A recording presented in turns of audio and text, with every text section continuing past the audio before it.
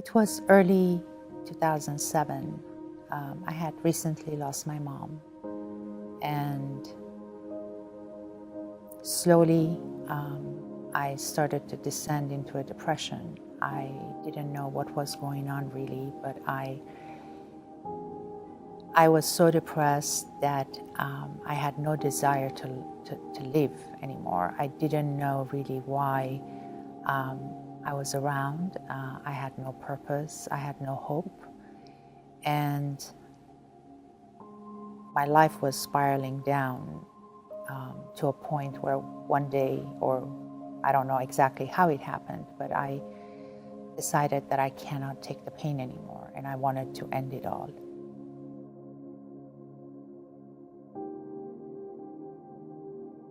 I had done research like most people who want to take their lives do, and I had come up with a plan of what I should do so that my plan was successful. And one day, I took about 190 pills. I'm not a drinker, but I did drink half a bottle of vodka with all those pills. I checked myself into a hotel. And I don't remember, obviously, anything else. The first miracle, now looking back, was a co-worker of mine by the name of Kevin, who had suspected that something was wrong with me and had come to visit me at my place and couldn't find me. So he started, by that time it was evening, and he got very worried that I wasn't answering my phone at home or on my cell. And he started driving around, and they found my car parked at a hotel. So that by itself is a miracle. Obviously, they called 911, and when I was taken to the hospital, I was in coma for, I don't know how long, for a couple of days or 3 days or so. And the doctors had told my family that even if I come out of coma, my brain won't necessarily be all intact, and other organs may not be working properly because I had taken so many pills. I did come out of the coma, and I did pretty good. I didn't have a brain damage, even though it's affected my memory. And thankfully, my organs were all intact. But I was beyond angry. I was beyond angry that I had not succeeded. I was so self-absorbed that at that time, I wasn't even able to realize the impact it had had on my own family. During the time that I was in the hospital, which I was there for a few months, the nurse who was in charge of my care was a lovely nurse by the name of Carol Hamilton. And her first approach was to come to me and to introduce me to her God and talk to me about Jesus, which was absolutely unacceptable to me. And I had told her that if she continues doing that, I won't be able to talk to her. She stopped. She didn't talk to me about Jesus or the Bible, but she showered me with a kind of a love that I had never experienced, maybe just from my mother and my dad.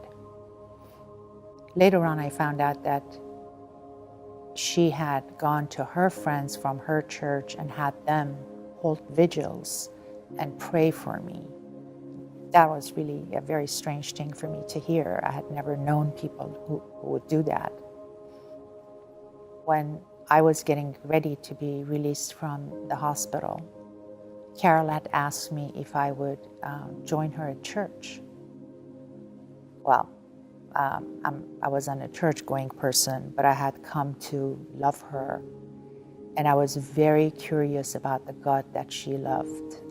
It was my first glance through her what God could be, and it was a very different picture from the God that I had heard about growing up.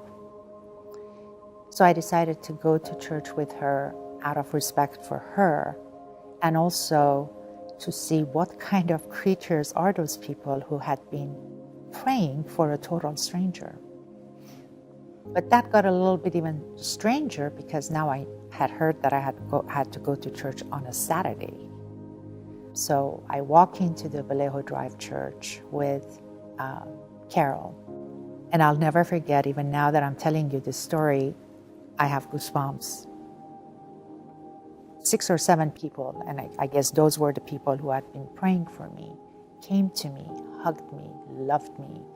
Well, I could see, I didn't have to say a word. I could sense the joy in them, that I was alive, that I was well. I was really overwhelmed. I think I cried the entire time that I was there, not knowing why I was really crying. After that first visit to church, I realized that I had met God. I had not met God in religious institutions. I had not met God, not even in the Bible. I had met God through people. God had revealed himself to me through some incredible people. And I wanted to get to know that God. Here, I met more wonderful people. And through those relationships, I felt that my puzzle is coming together. And then this young, cool pastor, Todd Leonard, came over, and he started this class, the Living Project, which, for anyone who hasn't been to that class, I can't say enough. It is the safest place to be, the most loving place to be, where people don't judge each other, where they can come and just talk about their stories and their experiences with God. My struggles haven't changed much as far as the structured religion. It hasn't changed much as far as understanding the Bible.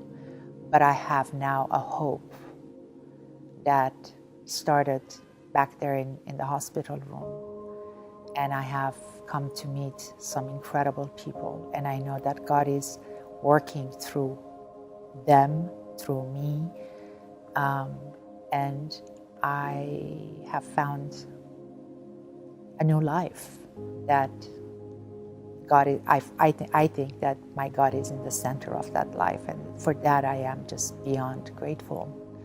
And I'm mostly grateful to someone like Carol, who would take a stranger like me, broken, totally empty, and instead of judging me, by loving me, she filled me with God's love.